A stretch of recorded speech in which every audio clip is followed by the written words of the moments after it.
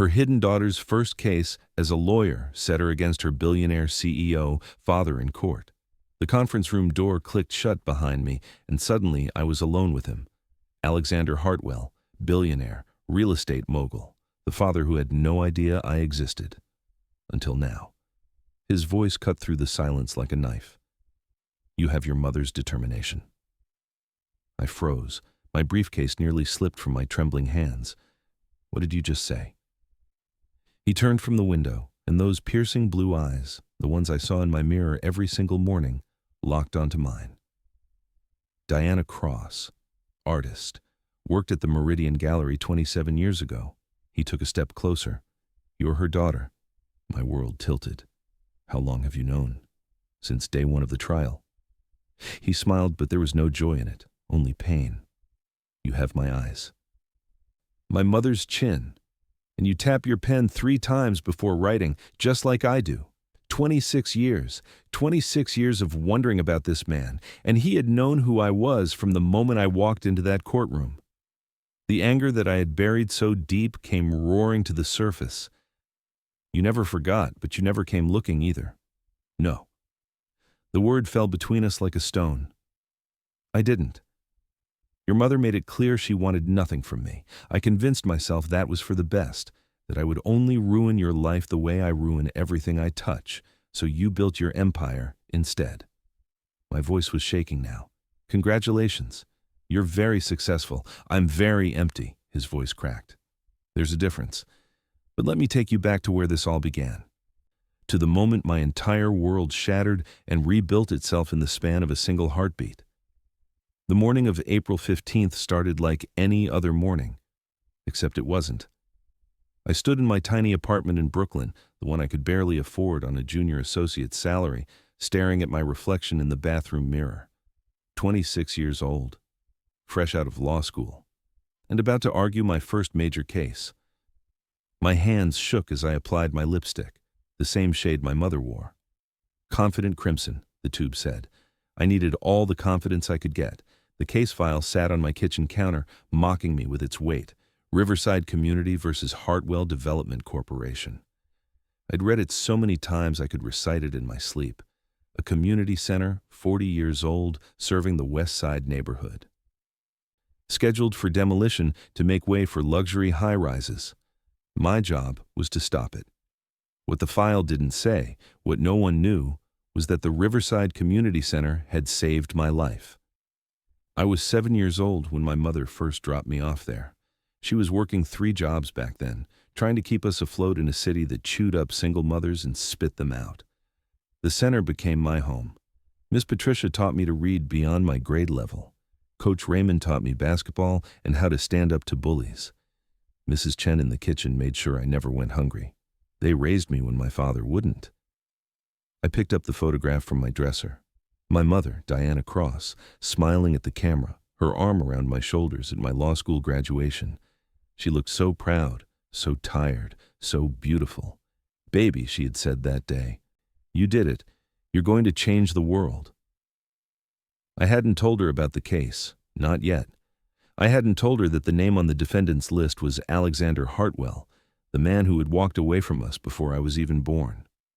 My phone buzzed. Marcus Chen, my co-counsel and the closest thing I had to a best friend. "You ready for this, Cross?" "We're about to take down a billionaire," I typed back quickly. Born ready. But I wasn't ready, not for what was coming. The subway ride to the courthouse was a blur. I clutched my briefcase like a lifeline, reviewing my opening statement in my head. I'd practiced it 100 times, in front of my mirror, in front of Marcus, in front of my mother's cat, Mr. Whiskers, who had looked thoroughly unimpressed. The courthouse loomed ahead, all marble columns and imposing architecture. Justice carved into stone. I climbed the steps, my heels clicking against the granite, and pushed through the heavy doors. Courtroom 7, B, second floor. My heart hammered against my ribs as I rode the elevator up. The doors opened with a soft ding, and I stepped into the hallway. Other lawyers rushed past, their expensive suits and leather briefcases marking them as players in a game I was just learning. Marcus was waiting outside the courtroom, 2 cups of coffee in his hands. He thrust one at me. You look like you're about to throw up." "I feel like I'm about to throw up." "Don't. We've got this." He grinned, that easy confidence that came from growing up with money and connections. His family owned half of Chinatown. He had chosen to be a public interest lawyer anyway, much to his parents' dismay. "The community center means something. Judge Morrison will see that." I nodded, taking a sip of coffee that tasted like burnt rubber and regret. "What do you know about Hartwell?" Marcus's expression darkened. "Alexander Hartwell. 52. Started with nothing, built a real estate empire worth about $8 billion. Ruthless, brilliant, doesn't lose. His lead attorney is Richard Pemberton. Old money, old school, wins 90% of his cases. Great. No pressure." Marcus squeezed my shoulder. "We've got something they don't. We've got the truth. And we've got you." If only the truth was enough. I pushed open the mahogany doors of courtroom 7B, and my world tilted on its axis. The courtroom was already filling up. Community members packed the gallery, their faces hopeful and desperate. Mrs. Chen was there, the woman who had fed me countless meals. Coach Raymond, older now but still strong. Thessaly Brooks, a teenager I had mentored last summer, her eyes wide with anxiety. They were all counting on me. But I wasn't looking at them.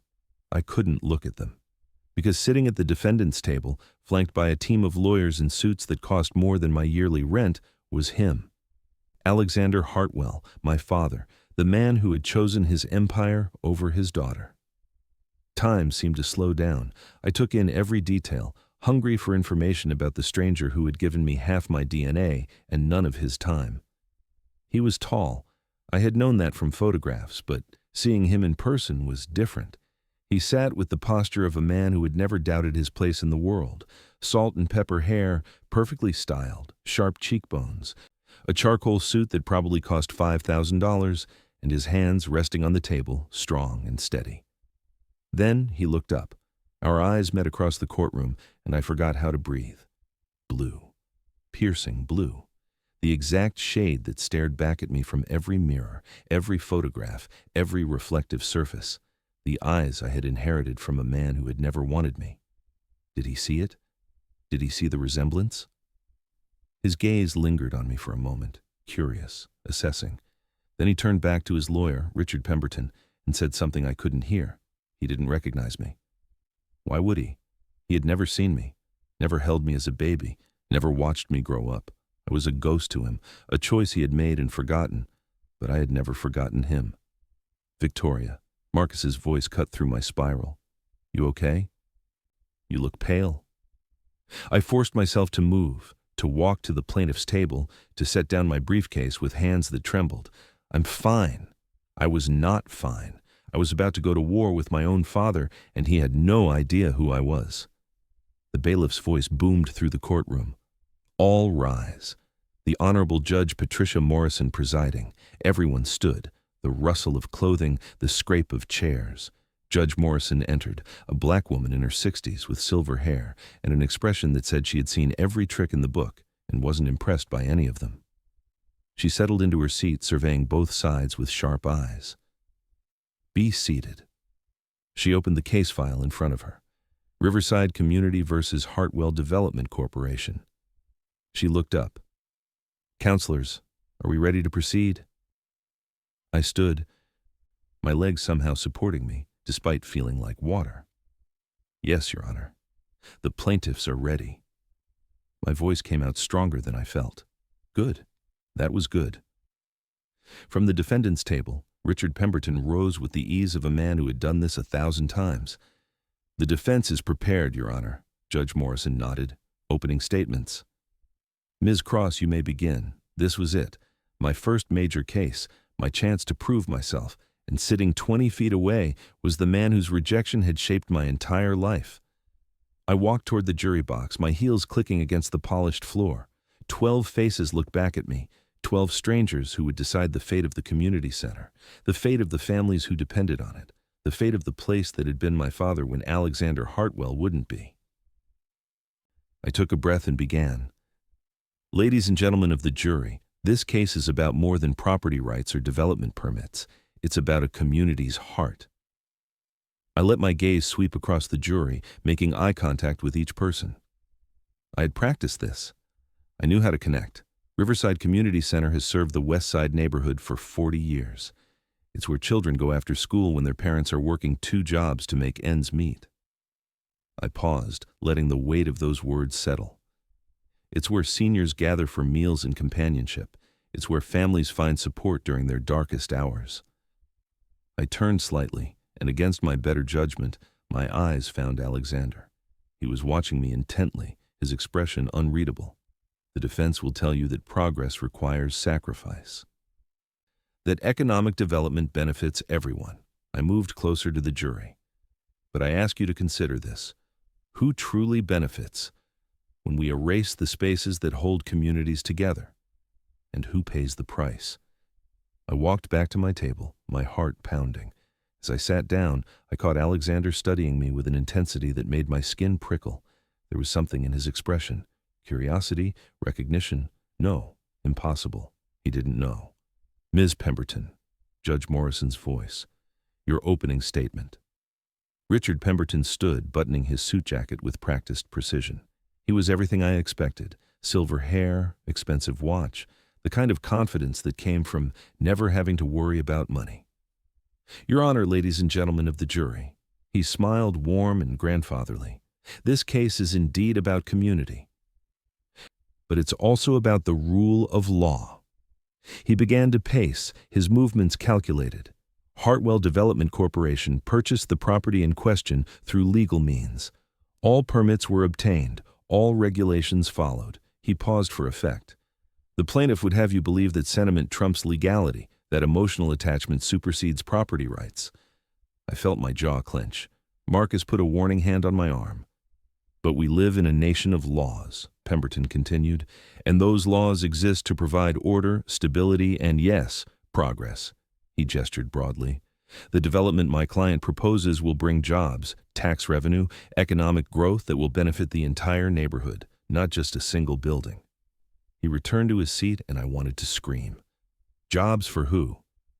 Tax revenue that would gentrify the neighborhood until none of the current residents could afford to live there. But I stayed silent. I would have my chance. The trial began in earnest. Pemberton called his first witness, an economist with degrees from Harvard and Yale, who testified about projected economic impact. Charts and graphs appeared on screens, numbers that looked impressive if you didn't think about the human cost behind them. When it was my turn to cross-examine, I stood slowly. Dr. Whitmore, your economic projections are impressive. I approached the witness stand. Tell me, do they account for the cost of displaced families? The economist blinked. I'm sorry? The families who use the community center, where do they go in your projections? What's the economic impact of children with nowhere safe to go after school? Of seniors who lose their meal programs? Of teenagers who lose their mentorship opportunities? Dr. Whitmore shifted uncomfortably. Those are social factors, not economic ones, aren't they? I tilted my head. When a child has nowhere to go, when they end up on the streets, when they enter the juvenile justice system, doesn't that have an economic cost? When seniors lose their support network and end up in emergency rooms, isn't that an economic impact? Objection. Pemberton was on his feet. Speculation. Sustained. Judge Morrison looked at me. Move on, Ms. Cross. I nodded, but I had made my point. The jury was listening. The morning wore on. More witnesses, more testimony. Alexander sat perfectly still through all of it, occasionally leaning toward Pemberton to whisper something. Every time he moved, I found myself watching him, looking for pieces of myself in this stranger. We had the same habit of tilting our heads when we were thinking, the same way of tapping our fingers when we were impatient. 26 years of separation, and genetics still connected us in ways I couldn't escape. During the lunch recess, I escaped to the bathroom on the 3rd floor, away from the crowds. I needed a moment to breathe, to remember why I was doing this.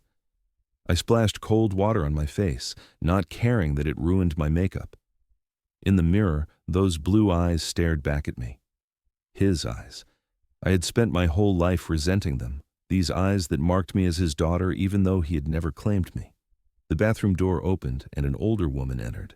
She wore a tailored suit and an ID badge that identified her as Marguerite Ashford, Executive Assistant, Hartwell Development Corporation. She smiled at me kindly as she moved to the sink beside mine. "You're doing well out there. Not many attorneys your age would take on Hartwell Development." I managed a tight smile, reaching for paper towels. "Someone has to fight for the underdog." Marguerite touched up her lipstick, her movements practiced. "Alexander respects that, you know. He may seem cold, but he admires courage." She paused, her expression growing distant. "He was young and hungry once, too, before everything got so complicated. Before he abandoned his pregnant girlfriend," I thought bitterly. "Before he chose money over family." I wanted to ask her what she meant, but she was already heading for the door. "Good luck, dear. I think you're going to need it." When she was gone, I leaned against the sink, my hands gripping the cold porcelain. What had she meant by complicated? What did she know about Alexander Hartwell that I didn't? Everything, probably. She had worked with him for years. I had never even spoken to him, until today, until I stood in a courtroom and fought against everything he had built. I returned to find Marcus pacing outside the courtroom, his phone pressed to his ear. He hung up when he saw me. "There you are. I was about to send a search party. Sorry, I needed a minute." He studied my face. "This is getting to you. It's my first major case. Of course it's getting to me." "Victoria," he lowered his voice. "I know you. Something else is going on." "What is it?" I almost told him. The words were right there, pressing against my teeth. "The defendant is my father. The man I'm trying to destroy in court is the man who destroyed my mother's heart 26 years ago. But I couldn't. Not yet. Maybe not ever." "I'm fine." I forced a smile. "Let's go win this case." The afternoon session brought the witnesses I had been waiting for. The people who knew what the community center really meant. First up was Cordelia Whitmore, an 82-year-old woman who had been coming to the center for 15 years. She walked slowly to the witness stand, her cane tapping against the floor, and I felt a surge of affection. Mrs. Whitmore had taught me to knit when I was 9 years old. She had terrible arthritis now, but her mind was sharp as ever. "Mrs. Whitmore," I approached gently, "can you tell the jury about your relationship with Riverside Community Center?" She smiled, her weathered face crinkling. "I go there every day, dear. For lunch, for the exercise classes, for the company." She looked at the jury. "When my husband died 10 years ago, I thought I would die too. Not from grief, though there was plenty of that. From loneliness." She paused, her voice growing stronger. "That center saved my life. The people there became my family. What would happen if the center closed?" Mrs. Whitmore's eyes filled with tears. "I don't know where I would go. I live on Social Security. I can't afford the fancy senior centers. And the other free programs are miles away. I don't drive anymore." She looked directly at Alexander Hartwell.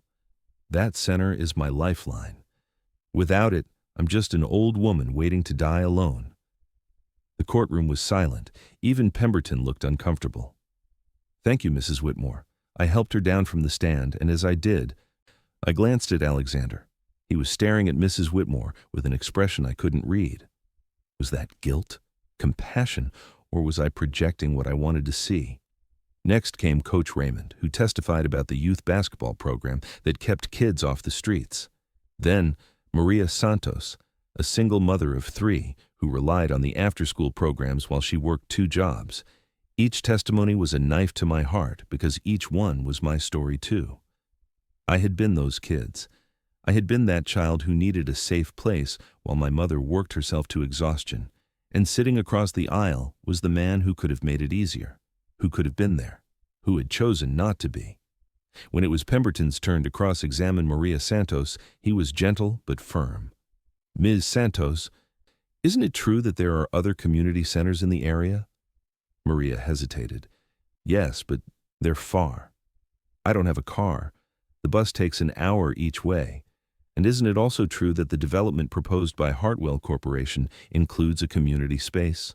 A small one, not like what we have now, but a community space nonetheless." Pemberton smiled. "My client isn't trying to destroy your community, Ms. Santos. He's trying to improve the entire neighborhood by tearing down the heart of it." The words burst out of me before I could stop them. Judge Morrison's gavel came down hard. "Ms. Cross, you will have your chance for redirect. Control yourself." My face burned. "Yes, Your Honor. I'm sorry." But when I sat down, I caught Alexander looking at me again, and this time, there was definitely something in his expression. Interest. Curiosity. Like he was trying to solve a puzzle. Did he see it? Did he see himself in me? The day ended with Judge Morrison's gavel. "We'll reconvene tomorrow morning at 9. Court is adjourned." The gallery emptied slowly. Community members stopped to thank me, to squeeze my hand, to tell me I was doing great. I smiled and nodded, but I felt hollow. Marcus packed up his briefcase. "Drinks? You look like you could use about 7. "Rain check. I need to go home and prep for tomorrow." He studied me for a long moment. "Okay. But Victoria? You were amazing today. Don't forget that." After he left, I gathered my things slowly, delaying the inevitable moment when I would have to leave. The courtroom was almost empty now, just me and the ghosts of the day's testimonies. "Ms. Cross." The voice came from behind me, deep and smooth, and I knew who it was before I turned around. Alexander Hartwell stood 10 feet away, his expensive lawyers nowhere in sight. Up close, he was even more imposing, tall, broad-shouldered, with a presence that filled the room. My throat went dry. "Mr. Hartwell, you argued well today." He took a step closer, and I fought the urge to back away. Passionate, compelling, "Thank you." The words came out stiff, formal. He tilted his head, studying me with those blue eyes that were so painfully familiar. "Have we met before? There's something about you that seems familiar." My heart stopped. "No, we haven't met." He didn't look convinced. "Well, I look forward to the rest of the trial. You're a worthy opponent, Ms. Cross." He turned to leave, and I should have let him go, should have kept my mouth shut. But the words came out anyway. "Mr. Hartwell." He paused, looking back. That community center. I gripped my briefcase so hard my knuckles turned white. It's not just a building, it's where children learn that they matter, that someone cares, that they're not alone. Something flickered across his face. "I understand that. But surely you understand that progress sometimes requires difficult choices. And who decides what gets sacrificed for progress?" My voice was rising, and I couldn't stop it. The people with power? The people with money? What about the people who have nothing but that community center? Alexander's expression hardened.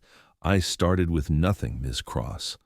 I built everything I have from the ground up. I understand struggle more than you might think." "Do you?" I took a step toward him. "Do you understand what it's like to be a child with nowhere to go? To watch your mother work herself to death because she's doing it alone, to wonder why you weren't enough for someone to stay." The words hung between us, too raw, too revealing. Alexander's eyes narrowed. "This feels personal for you. It's personal for everyone who depends on that center." I forced myself to step back, to breathe. "See you in court tomorrow, Mr. Hartwell." I walked away before he could respond, before I said something I couldn't take back. My hands were shaking so badly I could barely hold my briefcase. Outside the courthouse, the spring air hit my face like a slap. I stood on the steps, trying to calm my racing heart. My phone buzzed. My mother. How did it go, sweetheart? I stared at the message for a long moment. How did I tell her that I had just spoken to Alexander Hartwell? That he had stood 3 feet away from me, looking at me with curiosity, almost recognizing something he couldn't quite place. "Good," I typed back. "First day down, many more to go." "I'm so proud of you, baby. You're going to win this." "I hope so, Mom." What I didn't say was that I wasn't sure what winning looked like anymore.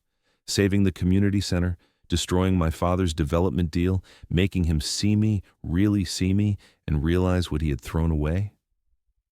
The subway ride home was crowded, bodies pressed together in the evening rush. I stood holding the pole, surrounded by strangers, and felt utterly alone. My apartment was dark when I got home. I didn't bother turning on the lights, just dropped my briefcase by the door and collapsed onto my couch. Mr. Whiskers. My mother's ancient tabby cat that I had inherited when she downsized to a smaller apartment jumped onto my lap. He purred, kneading my legs with his claws, and I stroked his fur mechanically. "Have we met before?" Alexander's voice echoed in my head. "There's something about you that seems familiar." "Yes," I wanted to scream.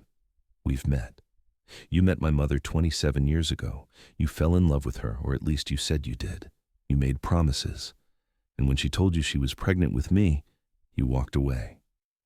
We've met every time I looked in the mirror and saw your eyes staring back at me. We've met every time my mother worked a double shift because you sent checks she was too proud to cash. We've met every time I wondered what was so wrong with me that my own father didn't want me." I grabbed my laptop and opened the file I'd been building for years, everything I could find about Alexander Hartwell. News articles, business profiles, photographs from charity galas where he smiled for the cameras with beautiful women on his arm. He had never married, never had other children, as far as I could tell. Had he regretted his choice? Or had he simply moved on, building his empire, never thinking about the daughter he had rejected? One article from 5 years ago caught my eye. I had read it before, but I read it again now. Alexander Hartwell, CEO of Hartwell Development, announced a $10 million donation to foster care programs across New York City. When asked about his motivation, Hartwell stated, "Every child deserves a chance. Every child deserves to know they matter." The hypocrisy burned. Every child except his own, apparently. I slammed the laptop shut and grabbed my phone. Before I could second-guess myself, I called my mother. She answered on the second ring. "Victoria? What's wrong? It's late." "Mom," my voice cracked. "Tell me again. Tell me what happened with him." Silence, then a long sigh. "Oh, sweetheart, please." I heard her moving, probably settling into her favorite chair. Okay. And she told me the story I had heard only once before, on my 18th birthday. But this time, I listened differently. This time, I had seen Alexander Hartwell in person, had spoken to him, had looked into his eyes. I met him at the gallery. My mother's voice was soft with memory. I was working the front desk. He came in for an opening, some artist he was interested in investing in. He was so young, 25. Confident, but not arrogant yet. He looked at the art like he was trying to understand it, really understand it. "How did you end up together?" She laughed quietly. "He asked me to explain a painting to him. I told him what the artist intended, and he said, 'But what do you think it means?' No one had ever asked me that before. We talked for hours. When the gallery closed, he asked me to dinner. I said yes." Her voice grew quieter. "It was like a fairy tale, Victoria. 3 months of pure magic. He was building his first major development, working 18-hour days, but he always made time for me. And we would meet at midnight diners. He would show up at my apartment with takeout and stories about his day. He talked about his dreams, about building something that mattered." "When did you tell him about me?" "Month 4. I had been feeling sick for weeks. When I took the test and saw those 2 lines, I was terrified, but also hopeful." She paused. "I thought he loved me. I really did. What did he say when you told him?" Another long pause. He went pale. Just sat there staring at me like I had told him someone died. Then he said, "I can't do this right now, Diana. I'm in the middle of the biggest deal of my career. A child would destroy everything I'm building." I closed my eyes, imagining my mother's face in that moment, the hope dying, the love curdling into something else. I told him I didn't need him, that I would raise you alone. He tried to give me money, wrote me a check right there. I ripped it up. She laughed bitterly. "He kept sending them anyway. I never cashed a single one. Did he ever try to contact you again? To see me?" "No." Her voice was firm. I made it clear I wanted nothing from him, and he respected that, I suppose. Or maybe he was just relieved. "Do you hate him?" The question hung in the air for a long moment. "No," my mother said finally. "I did for a while. But hate takes too much energy, and I needed all my energy for you." She paused. "He was young and scared. He made a terrible choice, but I got you out of it, and you're the best thing that ever happened to me." Tears streamed down my face. "Mom, I have to tell you something." "What is it, baby?" The case I'm working on, Riverside Community Center. I took a shaky breath. The defendant is Hartwell Development Corporation. Silence. Then, quietly, "Oh, Victoria, I didn't know when I took the case. I swear I didn't know. But when I saw his name on the file, I couldn't walk away. That center raised me, Mom." When he wouldn't. "Does he know who you are?" "No." I wiped my eyes. "But Mom, I saw him today. I spoke to him, and he looked at me like he almost recognized something." "Victoria." My mother's voice was urgent now. "Be careful. I don't want you to get hurt. I'm already hurt. I've been hurt for 26 years. I know, baby, I know. But confronting him like this in court, it's not going to heal that wound." "Maybe not." I stared at the ceiling. "But maybe it will help me understand why he left, why I wasn't enough."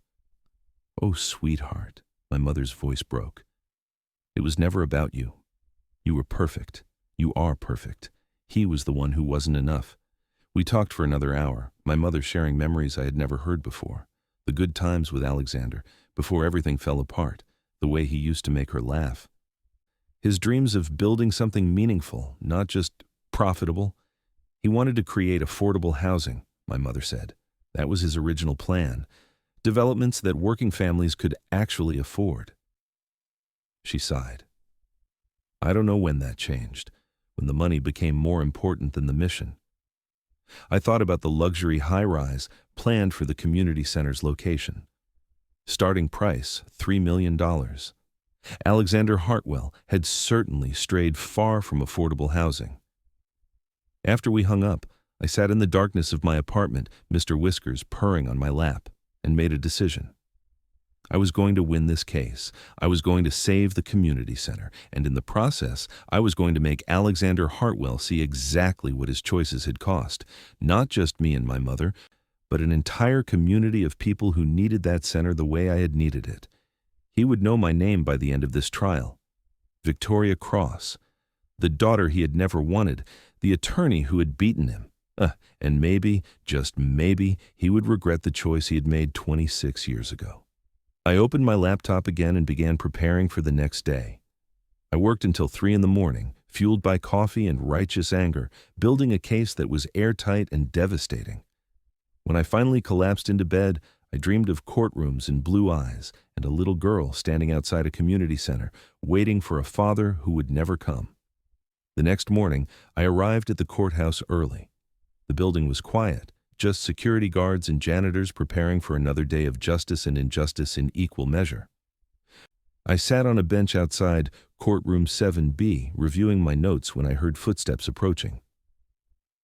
Alexander Hartwell walked down the hallway alone, no lawyers flanking him, no assistant trailing behind. He was on his phone, his voice low and intense.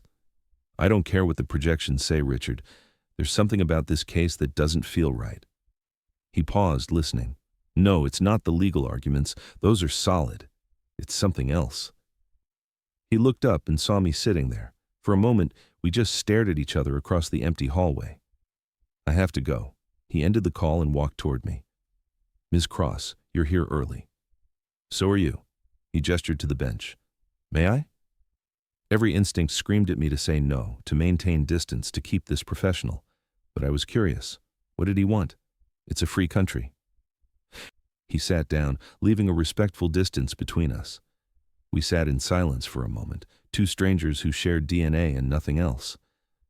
"I couldn't sleep," he said finally. "Kept thinking about what you said yesterday, about children needing to know they matter." I kept my eyes on my notes. "It's true, I know." He leaned back, his expression distant. "I grew up in foster care. Did you know that?" I looked at him sharply. "No, 6 different homes between the ages of 8 and 18. He smiled without humor. "My mother was an addict. My father was never in the picture. I spent my childhood wondering why I wasn't enough to make them stay, to make them choose me." My heart clenched painfully. I hadn't known. In all my research, I had never found that information. "So when you talk about children needing to know they matter." He turned to look at me. "I understand that more than you might think. Then why?" The question burst out before I could stop it. "Why are you trying to destroy the place that does exactly that? That makes children feel like they matter?" Alexander's jaw tightened. Because I'm trying to build something bigger, something that will create jobs, economic opportunity, a better future for the entire neighborhood. At what cost? He didn't answer. Just looked at me with those blue eyes that were so much like mine, and I saw something flicker across his face. Pain, doubt, regret. You remind me of someone, he said quietly. I can't figure out who. My breath caught. Maybe I just have one of those faces. No, he shook his head. It's something specific. The way you argue. The passion. The absolute certainty that you're right. He smiled slightly. I used to be like that. Before I learned that the world is more complicated than right and wrong. Some things are simple. I met his gaze. Protecting children is simple. Preserving community is simple. Is it? What if that community center is in a building that's falling apart? What if it's not up to code? What if keeping it open is actually dangerous? Is it? I challenged. Or is that just a convenient excuse? Before he could answer, voices echoed down the hallway. His legal team was arriving, expensive suits and leather briefcases and the confidence of people who always won. Alexander stood. I should go, Mr. Hartwell. He paused, looking back. That child you were, the one in foster care who wondered why he wasn't enough. I kept my voice steady. He was enough. It was the adults who failed him. Something raw and vulnerable flashed across Alexander's face. Then his mask slipped back into place, the billionaire CEO replacing the wounded child. See you in court, Ms. Cross. I watched him walk away, surrounded by his team, and felt something shift inside me. He wasn't just the villain in my story. He was a person, complicated, damaged, trying to outrun his own past just like I was trying to outrun mine. But that didn't change what I had to do. Marcus arrived 20 minutes later, carrying coffee and bagels. You look intense. What happened? I just had a very strange conversation with Alexander Hartwell. Marcus nearly dropped his coffee. What? When? Why? He sat down next to me, started talking about his childhood in foster care. Hartwell was in foster care. Marcus looked stunned. That's not in any of his bios. I know. I took the coffee he offered. He told me himself. Why would he do that? I don't know. I stared at the courtroom doors. But Marcus, he's not what I expected. He's not just some heartless billionaire. He's complicated. Marcus sat down beside me. Victoria, don't let him get in your head. That's what guys like him do. They humanize themselves, make you doubt, make you hesitate. He squeezed my shoulder. Remember why we're doing this. Remember the families who need that center. He was right. I couldn't let one conversation change everything. Couldn't let Alexander's tragic backstory excuse the fact that he was trying to destroy something precious. But as we entered the courtroom and I saw him sitting at the defendant's table, I couldn't help but wonder, what would he have been like if someone had been there for him? If he had grown up with love and stability instead of abandonment and uncertainty, would he have still walked away from my mother? From me? All rise. Judge Morrison entered, and the second day of trial began.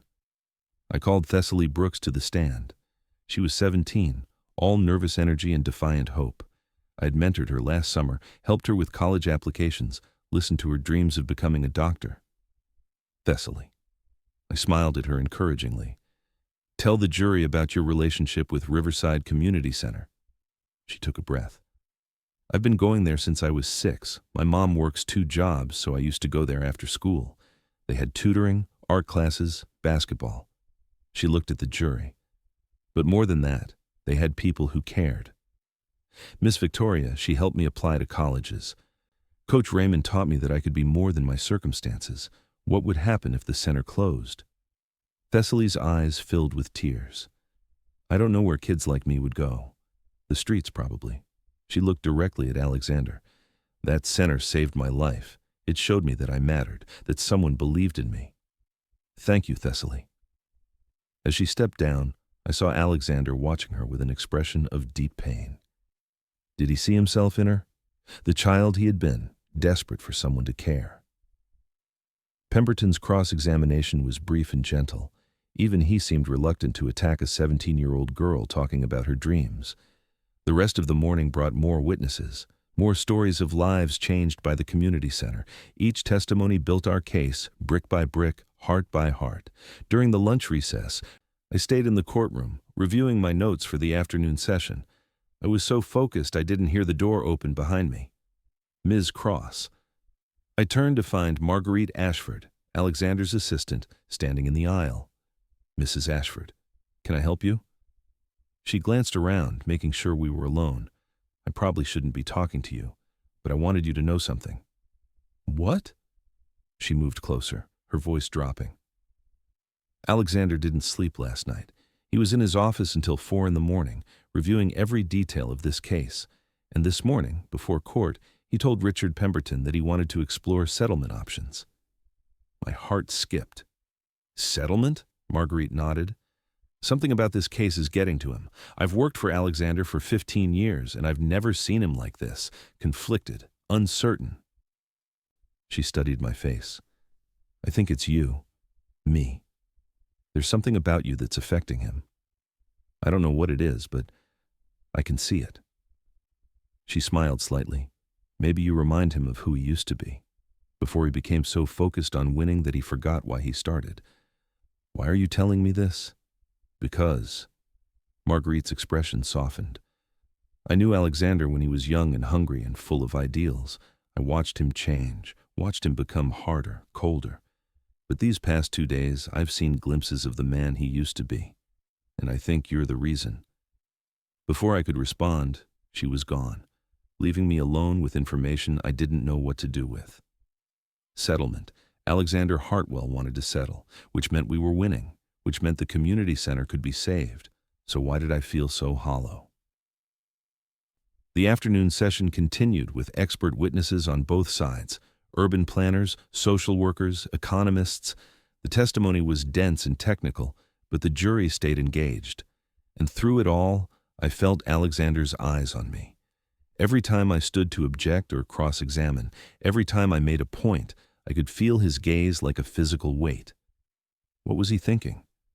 Did he really see something in me that reminded him of himself? Or was I just another obstacle to overcome? Court adjourned at 5. Judge Morrison reminded both sides that we would reconvene the next morning, and the gallery slowly emptied. I was packing my briefcase when Pemberton approached. Ms. Cross. A word. Marcus tensed beside me, but I nodded. Of course. Pemberton glanced at Marcus. Privately, if you don't mind. I'll be right outside, Marcus said, his tone protective. When we were alone, Pemberton's professional mask slipped slightly. My client would like to discuss a potential settlement. There it was, the offer I had been waiting for. I'm listening, not with me. Pemberton's expression was unreadable. With him. Alexander wants to speak with you directly, just the two of you. That's highly irregular. Nevertheless, he's insisting. Conference room C is available now if you're willing. Every instinct told me this was a bad idea, that I should insist on having Marcus present, on keeping this professional and distant. But I thought about Marguerite's words, about Alexander being conflicted, about him seeing something in me. And I thought about the question that had haunted me my entire life. Why wasn't I enough? Maybe it was time to find out. Fine. I grabbed my briefcase. Lead the way. Conference room C was small and windowless, just a table and chairs and the hum of fluorescent lights. Pemberton opened the door for me. He's waiting inside. I stepped through, and the door clicked shut behind me with a finality that made my heart race. Alexander stood by the far wall, his back to me, hands clasped behind him. He didn't turn around when I entered, just stood there, silent and still. The tension in the room was suffocating. Mr. Hartwell, my voice came out steadier than I felt. Your attorney said you wanted to discuss settlement. Silence. Then, quietly, you have your mother's determination. The world stopped spinning. What did you say? He turned slowly, and the expression on his face was nothing like the confident CEO I had seen in court. He looked haunted, broken, human. Diana Cross, artist. Worked at the Meridian Gallery 27 years ago. His voice was barely above a whisper. You're her daughter. It wasn't a question. My carefully constructed composure shattered like glass. How long have you known? Since day one of the trial. Alexander took a step toward me, and I saw tears in his eyes. You have my eyes, my mother's chin. And you tap your pen 3 times before writing, just like I do. I couldn't breathe, couldn't think. 26 years of wondering, and he had known from the beginning. You never forgot.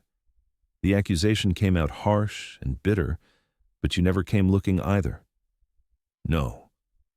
The word fell between us like a stone. I didn't. Your mother made it clear she wanted nothing from me. I convinced myself that was for the best, that I would only ruin your life the way I ruin everything I touch. So you built your empire instead. Tears burned my eyes. Congratulations. You're very successful. I'm very empty. His voice cracked, and a tear slid down his cheek. There's a difference. We stood there, father and daughter, strangers bound by blood and separated by choices made before I was even born. And for the first time in my life, I saw Alexander Hartwell not as the villain of my story, but as a man who had made a terrible mistake and spent 26 years living with the consequences. Why are you telling me this now? Because he moved to the table, gripping the back of a chair like it was the only thing keeping him upright. Because watching you fight for that community center, I realized something. You're fighting for the place that raised you when I wouldn't. Every testimony from those families, those kids, that could have been you, should have been you if I had been brave enough to be your father. The tears I had been holding back spilled over. You don't get to do this. You don't get to have a crisis of conscience in the middle of my case. You're right. He pulled out the chair and sat down heavily, suddenly looking every one of his 52 years. But I'm doing it anyway. He slid a folder across the table toward me. His hands were shaking. This is a settlement offer. Hartwell Development will purchase an alternative property for our high rise. The community center stays. Additionally, I'm establishing a trust fund, $10 million, for the center's ongoing operations and expansion. I stared at the folder like it might explode. Why? Because you're right. Because that community matters. Because I've spent 26 years running from the biggest mistake of my life, and I'm tired of running. This doesn't change anything between us. My voice broke on the words. I know. Alexander looked at me with such raw pain that I had to look away. I'm not asking for forgiveness. I'm not asking to be your father. I lost that right before you were even born. I'm just asking for a chance to do one thing right, to support the place that was there for you when I wasn't. My hands trembled as I opened the folder. The settlement terms were more generous than anything I had dared hope for. The community center would be saved. The families would keep their haven. The trust fund would ensure it thrived for generations. I should feel triumphant, victorious. Instead, I felt like I was breaking apart. I need to consult with my clients. Of course. Alexander stood, moving toward the door. Then he paused, his hand on the handle. Victoria. May I call you Victoria? I nodded, not trusting my voice. Your mother did an extraordinary job raising you. You're brilliant, compassionate, and fierce. Everything I'm not. He smiled sadly. I'm glad you got her strength instead of my cowardice. He opened the door and left, and I was alone in the conference room with a settlement offer that would save everything I had been fighting for and a heart that felt like it had been torn in two. I don't know how long I sat there. Minutes, hours. Time had lost all meaning. My phone buzzed, shattering the silence. My mother. Sweetheart, I saw the news. Settlement reached. Are you okay? I stared at the message, then at the folder on the table. Then at my reflection in the blank computer screen across the room. He knows, I typed back with shaking fingers. He's known since the beginning. The response came quickly. Do you want me to come? I closed my eyes, exhausted by the emotional whiplash of the past 2 days. Yes. Please, I'm on my way. I gathered the settlement folder in my briefcase and walked out of the conference room on legs that felt like they might give out at any moment. Marcus was pacing the hallway, his phone pressed to his ear. He hung up the moment he saw me. What happened? You look like you've seen a ghost. We have a settlement offer." I handed him the folder. "It's good. Better than good. It's everything we wanted." He flipped through the pages, his eyes widening. "This is incredible. Victoria, we won." He looked up, grinning. "We actually won." "Yeah." I managed a weak smile. "We won." "Then why do you look like someone died?" "Because someone did," I thought. The version of myself that had spent 26 years hating Alexander Hartwell without really knowing him. The version that had thought winning this case would somehow heal the wound of his absence. "I'm just tired," I said instead. "It's been a long 2 days." Marcus studied me for a long moment, then pulled me into a hug. "You did it, Cross. You saved the community center. You're a hero." I hugged him back, but the word felt hollow. Heroes weren't supposed to feel this broken. "We need to present this to the plaintiffs," Marcus said, pulling back. "Get their approval. Then we can finalize everything tomorrow. You handle it. I need to go home. Victoria, please, Marcus, I just need some time." He looked worried, but he nodded. "Okay. But call me if you need anything at all." "I will." I left the courthouse and walked aimlessly through the city streets as the sun set and the lights came on. New York at dusk, beautiful and indifferent, millions of people living their lives, unaware that mine had just been turned upside down. My phone rang. My mother. "I'm at your apartment, sweetheart. Where are you?" "Walking. I'll be there soon." When I finally made it home, my mother was waiting on my front steps. She stood when she saw me, and the concern on her face made me start crying all over again. Oh, baby. She pulled me into her arms, and I collapsed against her, sobbing like I was 7 years old again. She didn't ask questions, just held me while I cried, stroking my hair, murmuring the same words she had said my entire life. "It's okay. I've got you. You're safe." When I finally calmed down enough to speak, we went inside. My mother made tea while I sat on the couch, Mr. Whiskers purring on my lap, and told her everything. About the settlement offer, about Alexander knowing who I was from the beginning, about his childhood in foster care, about the way he had looked at me with such regret and pain. "He said he's been running from his mistake for 26 years. I finished, my voice hoarse from crying. "He said he's tired of running." My mother was quiet for a long time, her tea growing cold in her hands. "Do you believe him?" she asked finally. "I don't know," I stroked Mr. Whiskers absently. "I want to. But I'm also so angry, Mom. He had 26 years to find me, to be my father, and he only did something now because I forced his hand." "You're right to be angry." My mother set down her tea and took my hands. What he did was unforgivable. Walking away from us, from you, that was his choice. And you don't owe him anything. Not forgiveness, not a relationship, nothing. "But," she smiled sadly, "but he's also a human being who made a terrible mistake when he was young and scared. And if he's genuinely trying to make amends, if he's genuinely changed, maybe that's worth something. What do you think I should do?" My mother squeezed my hands. "I think you should do whatever feels right for you. If you want to walk away, never see him again, I support that. If you want to give him a chance, I support that too." She touched my cheek gently. "This is your choice, sweetheart. Not mine, not his. Yours." We talked late into the night, my mother sharing more memories of Alexander, the good and the bad. The man he had been, and the man he had become. "He used to talk about his childhood sometimes," she said. "About feeling invisible, about promising himself that when he made it, when he was successful, he would matter. People would see him." She looked at me with sad eyes. "I think that's why he ran, because being a father meant being vulnerable, meant risking that he wouldn't be enough, and he couldn't handle that. So he made me feel like I wasn't enough instead." "Oh, Victoria." My mother pulled me close. "You are always enough. You are enough.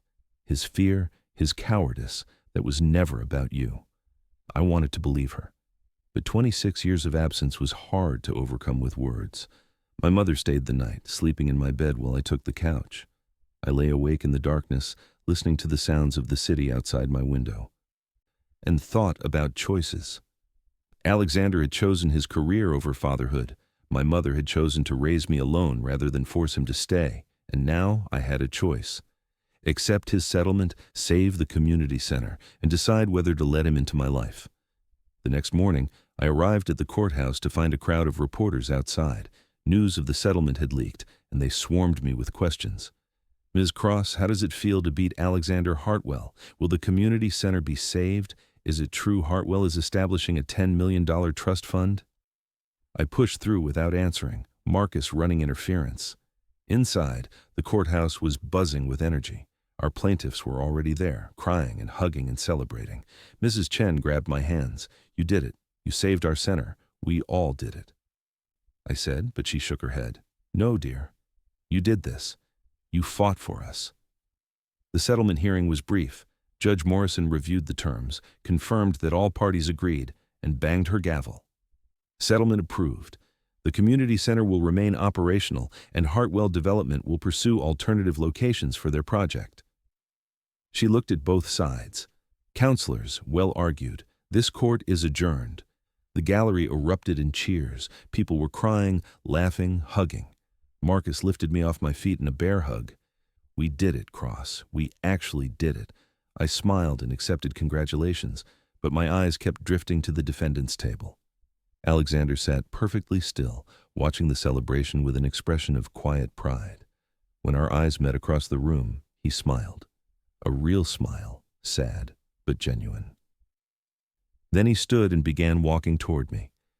The crowd seemed to sense something and quieted. Everyone watched as Alexander Hartwell, Billionaire CEO, approached the young attorney who had just beaten him. He stopped a respectful distance away. Congratulations, counselor. You fought brilliantly. Thank you. My voice came out formal, professional. Alexander hesitated, then extended his hand.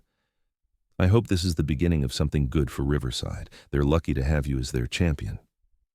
I shook his hand, feeling the strange surreality of touching my father for the first time in my life. His grip was firm but gentle, and I noticed his hand trembled slightly. Mr. Hartwell, I said quietly, aware of all the eyes on us. Why did you really settle? He met my gaze, those identical blue eyes holding mine. And for a moment the courtroom and the crowd faded away. Because I looked at you and saw everything I could have had, everything I threw away. His voice dropped to barely a whisper, and I realized that no building, no development, no amount of money is worth destroying the places that create people like you. He paused, and I saw tears in his eyes. I can't get back the 26 years I missed, but maybe I can make sure other children don't lose their safe havens because of my greed. Before I could respond, a voice cut through the moment. Victoria? I turned to see my mother standing in the courtroom doorway. She looked pale but composed, her eyes fixed on Alexander. The air left the room. Diana. Alexander breathed her name like a prayer and an apology all at once. My mother walked forward with the grace of someone who had survived heartbreak and emerged stronger. She looked at Alexander for a long moment, then at me, then back to Alexander. You settled, she said simply. I did. Because of her? Because of what she represents? Alexander's voice cracked. Because she's everything I should have been and wasn't. He looked at my mother with such raw emotion that I had to look away. Because you raised an extraordinary human being, and I had nothing to do with it. My mother's eyes glistened, but her voice remained steady. You're right. You didn't. But you did something good today, Alexander. That matters. The three of us stood in an awkward triangle, connected by blood and history and 26 years of silence. I felt suspended between them. The mother who had given me everything and the father who had given me nothing but his eyes and his stubborn determination. I don't know what happens now, I admitted, looking between them. I don't know how to do this. Neither do I, Alexander confessed. But I'd like to try, if you're willing. No pressure, no expectations, just a chance to know the daughter I never deserved. My mother reached for my hand, squeezing gently. It's your choice, sweetheart. Whatever you decide, I support you. I looked at my mother, the woman who had sacrificed everything, who had been both parents, who had loved me fiercely enough for two. Then I looked at Alexander, the stranger with my eyes, the man who had chosen wrong but was trying to choose right now. And I thought about Thessaly Brooks, about Mrs. Chen, about all the people who had been given second chances at the community center, about grace and forgiveness and the courage it took to try again. "Coffee," I said finally. "We can start with coffee. Once a month, no promises beyond that." Alexander's face transformed with cautious hope. "I'll take it. Thank you." My mother squeezed my hand, and I saw pride in her eyes, not because I had won the case, but because I had chosen to be brave. As we left the courthouse together, not as a family, not yet, maybe never, but as three people willing to try, I felt something shift inside me. The anger I had carried for so long didn't disappear, but it made room for something else, possibility, curiosity. The faint, fragile hope that maybe, just maybe, some mistakes could be partially mended. The reporters swarmed us on the courthouse steps, cameras flashing, questions flying, but I barely heard them. I was too focused on the feeling of my mother's hand in mine and the sight of Alexander walking beside us, careful not to presume too much, but there nonetheless. We had a long way to go. Years of absence couldn't be erased by one settlement, one conversation, one choice to try, but it was a beginning, and sometimes a beginning is enough. 3 months had passed since the settlement, 3 months of careful, awkward coffee meetings where Alexander and I learned how to be in each other's lives. The first meeting had been excruciating. We sat in a quiet cafe in Midtown, both of us arriving exactly on time, both of us ordering black coffee, both of us realizing we had the same nervous habit of stirring our drinks long after the sugar had dissolved. "So," Alexander had said, his voice uncertain in a way I'd never heard in the courtroom. "Tell me about yourself. What do you want to know?" "Everything." He had smiled sadly. "I've missed 26 years. I know that's my fault, but I'd like to understand who you are now." So I told him. About law school, about my dreams of fighting for people who couldn't fight for themselves, about the cases I wanted to take on.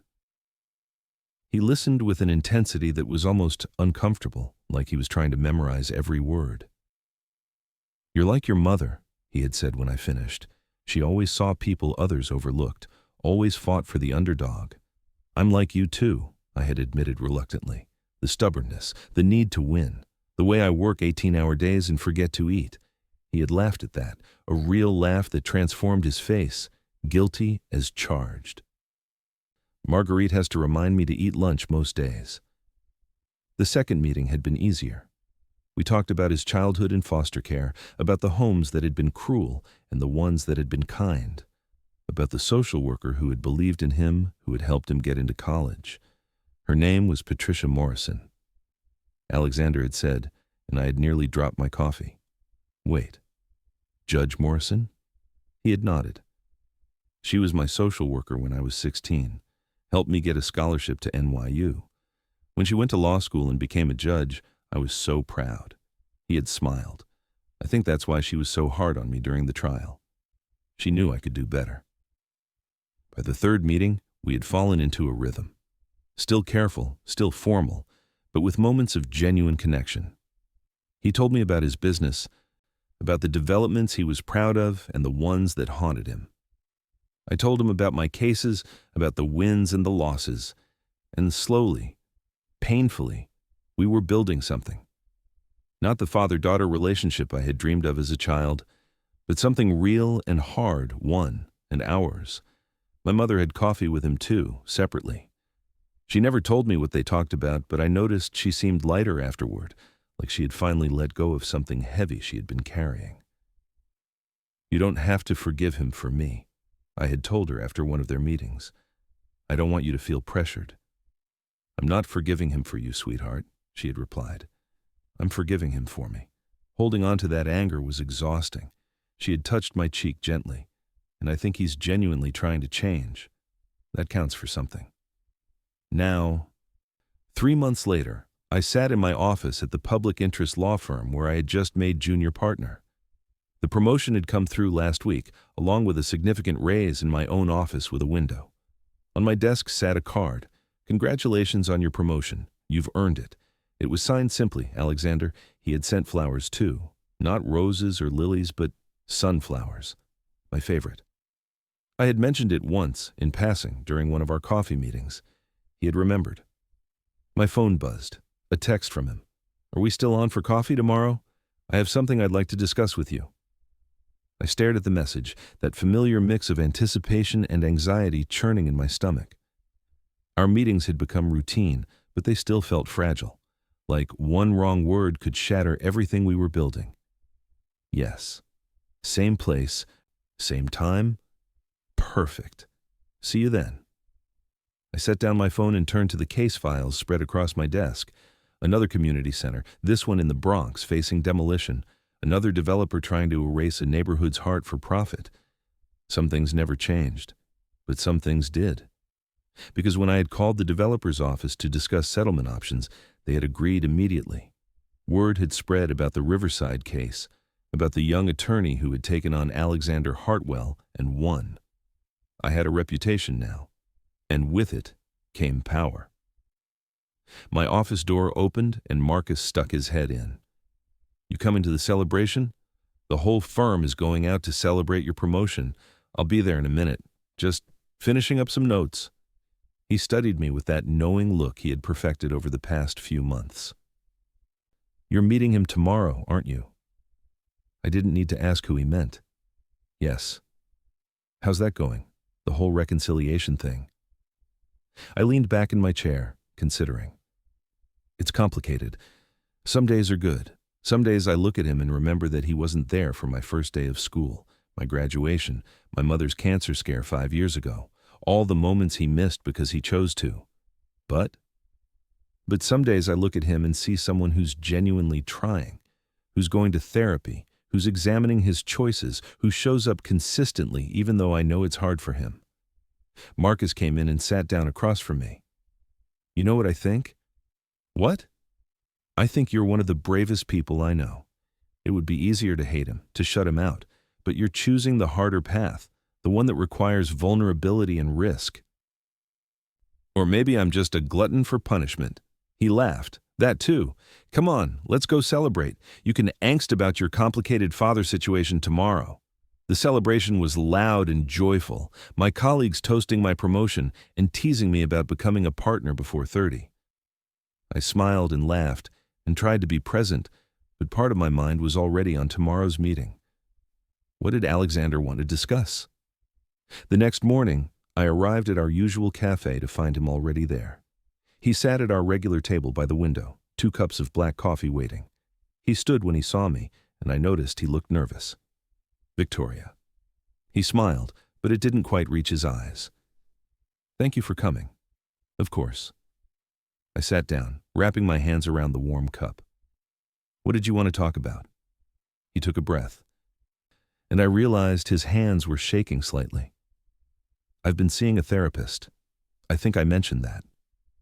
"You did." "She's been helping me work through a lot of things. My childhood, my fear of failure, my tendency to run from anything that requires emotional vulnerability." He met my eyes, and she asked me a question last week that I haven't been able to stop thinking about. "What question?" She asked me what I wanted from our relationship, not what I thought I deserved, not what I thought you would accept, but what I actually wanted. The air between us felt charged. "What did you tell her?" Alexander's voice was barely above a whisper.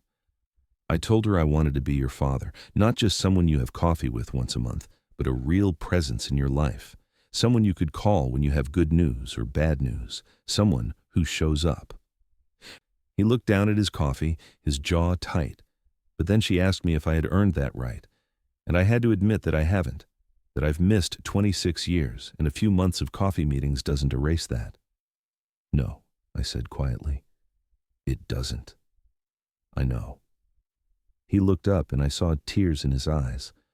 "But Victoria, I want to try. I want to earn that right, even if it takes the rest of my life. I want to be the father I should have been from the beginning." My throat tightened. "I don't know if that's possible. You can't get back the years you missed. You can't undo the damage. I know." A tear slid down his cheek and he didn't bother wiping it away. But maybe we can build something new. Not a replacement for what should have been, but something real nonetheless. I stared at this man, this stranger, with my eyes, and felt the walls I had built around my heart beginning to crack. "Why now?" I asked. "Why do you suddenly want to be a father after 26 years? "Because I'm tired of being empty," he said simply. "I have money, success, respect, and none of it matters. I go home to a penthouse apartment every night, and it's just me and my regrets." He leaned forward. "But when I'm with you, when I hear about your cases and your dreams and your life, I feel something I haven't felt in decades. Purpose, connection, hope. That's not fair." My voice broke. "You don't get to put that on me. I'm not responsible for filling the emptiness in your life. You're right." He sat back. "I'm sorry. That came out wrong." He ran a hand through his hair, frustrated. "What I mean is, knowing you, even in this limited way, has shown me what I've been missing. Not just with you, but in my entire life. I've spent decades building walls, keeping people at a distance, telling myself that success was enough. And now I realize I was wrong. He met my eyes. I want more. I want family. I want connection. I want to know my daughter." The word hung between us. Daughter. He had never called me that before. "I don't know if I can give you what you want," I said honestly. "I don't know if I can ever see you as my father. That role was empty for too long." "I understand." Alexander's voice was thick with emotion. "And I'm not asking you to force feelings you don't have. I'm just asking for a chance to show up, to be present, to prove that I can be someone you can count on." I thought about my mother's words, about forgiveness being a choice, about second chances. I thought about Thessaly Brooks and Mrs. Chen and all the people who had been given opportunities they didn't necessarily deserve, but had made the most of anyway. And I thought about the little girl I had been, standing outside the community center, wondering why her father didn't want her. "Okay," I said finally. "We can try. But Alexander, I need you to understand something. Anything. This isn't going to be easy. There are going to be days when I'm angry at you for all the years you missed, days when I resent you for showing up now when it's convenient instead of when I needed you, days when I don't want to see you or talk to you. I understand. And if you hurt me, if you disappear again, I won't give you another chance. This is it." He nodded, more tears streaming down his face. "I understand. And Victoria, I promise you, I'm not going anywhere, not this time." We sat in silence for a moment, the weight of the conversation settling over us.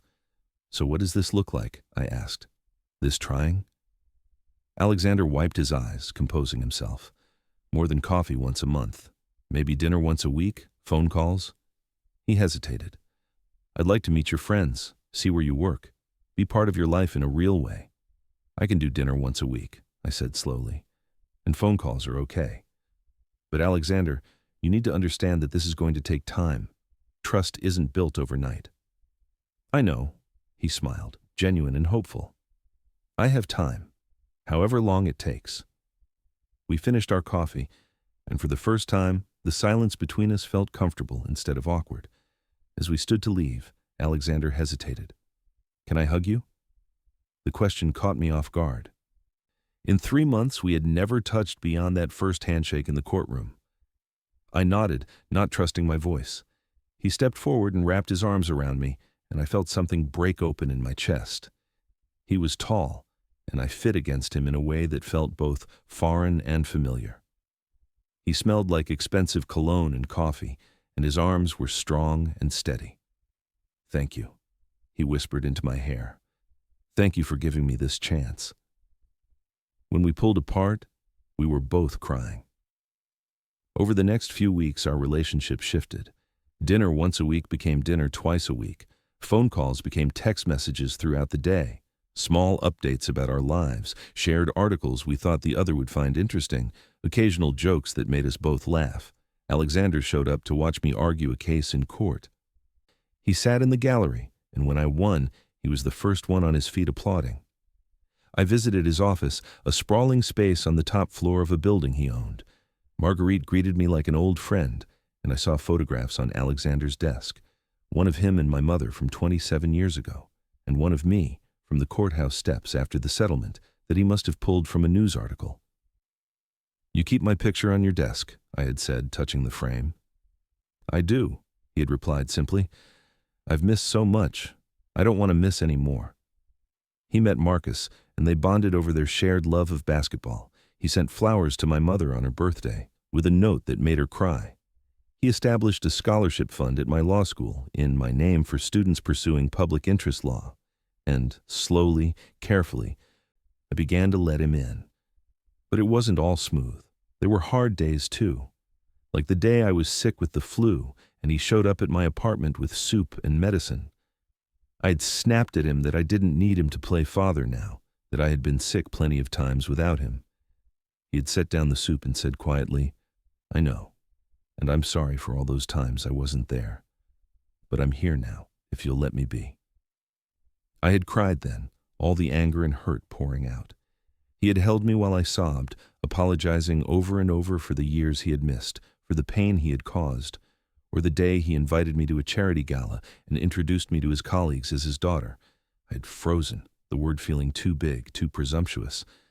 Later in the car, I had told him I wasn't ready for that yet. "I'm sorry," he had said immediately. I should have asked first. "What would you like me to call you?"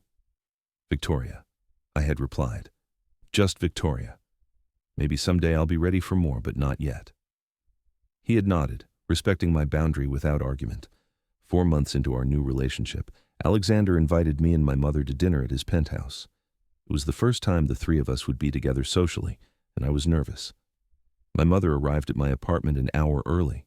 She wore a simple blue dress and looked beautiful and terrified. "I don't know if I can do this," she admitted, sitting at his table in his home, pretending like everything is normal. "We don't have to pretend anything." I took her hands. "We can be honest. This is weird and complicated and hard, and that's okay." She squeezed my hands. "When did you become so wise?" "I learned from the best." Alexander's penthouse was stunning, floor-to-ceiling windows overlooking Central Park, modern furniture that probably cost more than my yearly salary, art on the walls that I recognized from museums. But what struck me most was how empty it felt. Beautiful, but sterile, like a showroom instead of a home. "Welcome." Alexander greeted us at the door, and I saw his hands shake slightly as he shook my mother's hand. "Diana, thank you for coming. Thank you for inviting us." My mother's voice was polite but distant. Dinner was catered, an elaborate meal that we ate at a table that could seat 12. The conversation was stilted at first, all of us trying too hard to be comfortable. Then my mother said, "I saw the scholarship fund you established, in Victoria's name." Alexander nodded. "She's accomplished so much." "I wanted to help other students have the same opportunities. That's generous." My mother paused. The Alexander I knew 27 years ago wanted to build affordable housing, to help working families. What happened to that dream? The question hung in the air, direct and challenging. Alexander set down his fork. I lost sight of it. He met my mother's eyes. I got caught up in making money, in proving I was successful, in building an empire. And somewhere along the way, I forgot why I started. And now I'm trying to remember. He looked at me. Victoria reminded me. Watching her fight for that community center, seeing her passion for helping people, it woke something up in me that I thought was dead. My mother studied him for a long moment. I'm glad. The man I fell in love with cared about more than money. I'm glad he's still in there somewhere. The tension broke, and the rest of dinner was easier. We talked about the past without anger, about the present with honesty, about the future with cautious hope. As my mother and I were leaving, Alexander walked us to the door. "Diana," he said quietly, "I know I can never make up for what I did, for abandoning you when you needed me most, but I want you to know that I'm sorry, truly, deeply sorry." My mother looked at him for a long moment. Then she did something that shocked both of us. She hugged him. "We were all so young," she said softly. "We all made choices we regret, but we're here now, and that matters." When she pulled away, all three of us were crying. 6 months after the settlement, I got a call that changed everything. Victoria Cross, the voice on the phone was professional, crisp. This is Jennifer Walsh from the New York Times. I'm writing a feature about young attorneys making a difference, and your name came up repeatedly. Would you be willing to be interviewed? The article came out 2 weeks later. A full page spread with a photograph of me standing in front of the Riverside Community Center. The headline read, "Victoria Cross, the attorney taking on billionaires and winning." The article detailed the Riverside case, my background, my commitment to public interest law, and it mentioned briefly that the defendant in the case had been Alexander Hartwell. What the article didn't mention was that Alexander Hartwell was my father. We had agreed to keep that private, at least for now, but the article changed things. Suddenly, I was getting calls from major firms offering me positions with salaries that made my head spin, invitations to speak at law schools, requests for interviews, and through it all, Alexander was there. Not trying to take credit, not trying to insert himself into my success, but supporting from the sidelines. Sending congratulatory texts, offering advice when I asked for it, respecting my boundaries when I needed space. One evening, after a particularly long day of interviews and meetings, I called him. I'm exhausted, I admitted. Everyone wants something from me. Everyone has an opinion about what I should do next. What do you want to do? He asked simply. I want to keep doing what I'm doing, fighting for people who need someone in their corner. But everyone keeps telling me I should take one of these big firm offers, that I'd be crazy to turn down that kind of money. Alexander was quiet for a moment. Can I tell you something? Of course. When I was your age, I took a job at a big development firm. The money was incredible. The prestige was everything I thought I wanted. He paused. And I was miserable, because I wasn't building what I believed in. I was building what made the most profit. What did you do? I stayed. For 10 years, I stayed, telling myself the money was worth it. And by the time I left to start my own company, I had lost sight of why I wanted to build in the first place. So you think I should turn down the offers? I think you should do what makes you happy. What gives you purpose? He paused. Money is nice, Victoria, but it doesn't fill the emptiness. Trust me, I know. After we hung up, I sat with his words. And I realized he was right. I didn't want to work at a big firm defending corporations. I wanted to keep fighting for communities, for families, for the people who reminded me of my mother and myself. I turned down all the offers and stayed at my firm. Alexander called when he heard. I'm proud of you, he said simply. That took courage. I learned from someone who's trying to find his courage again. He laughed, and I realized how much I had come to love that sound. 8 months after the settlement, Alexander invited me to lunch. Not our usual casual coffee, but lunch at an expensive restaurant in Midtown. What's the occasion? I asked when I arrived. He smiled mysteriously. You'll see. Over appetizers, he pulled out a folder. Inside were architectural plans. What is this? My next project. He spread the plans across the table. Affordable housing, mixed income development, community spaces, everything I should have been building all along. I studied the plans, impressed. This is incredible, Alexander. I want you to be involved, he said, not as my attorney, but as a consultant. Help me make sure we're actually serving the community, not just paying lip service to it. I looked up at him, surprised. You want my input? I need your input. He met my eyes. You understand what communities need in a way I've forgotten, or maybe never knew. He touched the plans gently. I want to build something that matters, something that would make you proud. My throat tightened. I'm already proud. The fact that you're trying, that you're changing, that matters more than any building. He reached across the table and took my hand. It was the first time he had initiated physical contact since that hug months ago. I know I can't be the father you needed when you were growing up, he said quietly. But maybe I can be the father you need now, someone who supports you, who shows up, who tries to do better. I squeezed his hand, tears in my eyes. Maybe that's enough.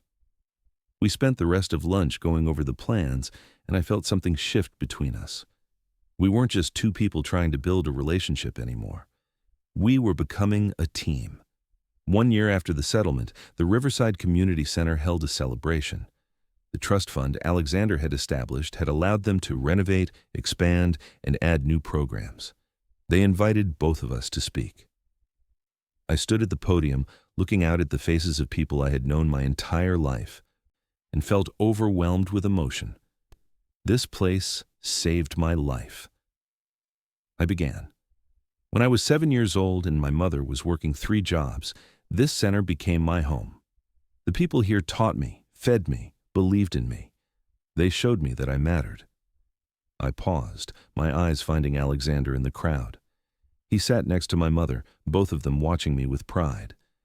A year ago, this place was going to be demolished, and I fought to save it because I knew what it meant, not just to me, but to every child who needs a safe place, every family who needs support, every person who needs to know they're not alone. I looked at Alexander directly. Sometimes people make mistakes. Sometimes they choose wrong. But sometimes, if we're lucky, they get a chance to choose differently, to do better, to build something that matters. The applause was deafening. And when I stepped down from the podium, Alexander was waiting. "That was beautiful," he said, his voice thick with emotion. It was true. He pulled me into a hug, and this time, I hugged him back without hesitation. My mother joined us, and for a moment, the 3 of us stood together. Not a traditional family, not without scars and complications, but together nonetheless. Mrs. Chen approached with tears streaming down her face. "You saved us," she said, hugging me tightly. "Both of you." After the celebration, Alexander, my mother, and I walked through the neighborhood together. The spring evening was beautiful, the streets alive with families and laughter. "Thank you," Alexander said quietly, "for giving me this chance, for letting me try." "Thank you for showing up," I replied, "for doing the work, for changing." We walked in comfortable silence for a while, then my mother spoke. "I forgive you, Alexander," she said simply. "For all of it, I forgive you." He stopped walking, tears streaming down his face. "Diana, I don't deserve that." "No," she agreed. "You don't, but I'm giving it to you anyway, because holding on to anger was poisoning me, and because I can see that you're genuinely trying to be better." She looked at me, then back at him. "We can't change the past, but we can choose how we move forward. And I choose forgiveness. I choose peace." Alexander broke down completely, sobbing in the middle of the sidewalk. My mother and I held him while he cried, this powerful man who had spent decades running from his emotions, finally letting them out. When he composed himself, he looked at both of us with red eyes and a genuine smile. "I don't know what I did to deserve either of you, but I'm grateful, more grateful than I can ever express." We walked back to my apartment together, and for the first time, it felt natural, easy, like maybe, just maybe, we were becoming something that resembled a family. That night, after my mother and Alexander had left, I sat on my couch with Mr. Whiskers purring on my lap and thought about the past year. I'd won my first major case, made junior partner, been featured in the New York Times, but none of those accomplishments felt as significant as what I had done with Alexander. I had chosen to forgive, not because he deserved it, but because I deserved peace. I had chosen to let him in, to risk being hurt again, to believe that people could change. And he had proven me right. He had shown up consistently.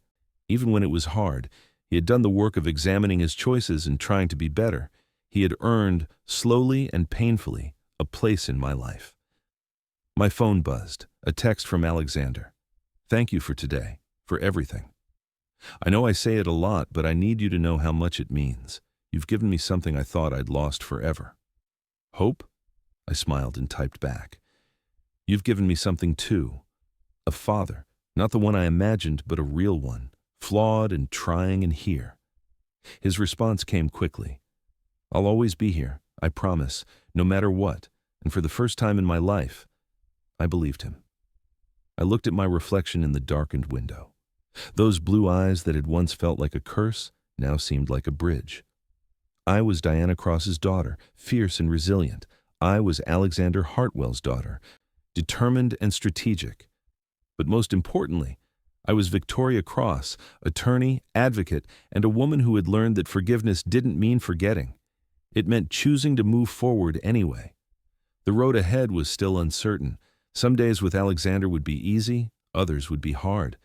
We would stumble and hurt each other and have to find our way back.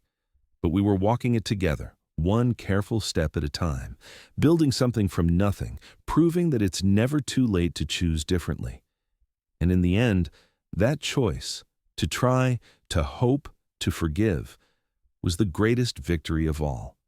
Because I had won more than a case. I had won a father. And he had won a daughter. And together, we were learning what it meant to be a family. Not perfect, not without pain, but real and hard, one and ours. And that was enough.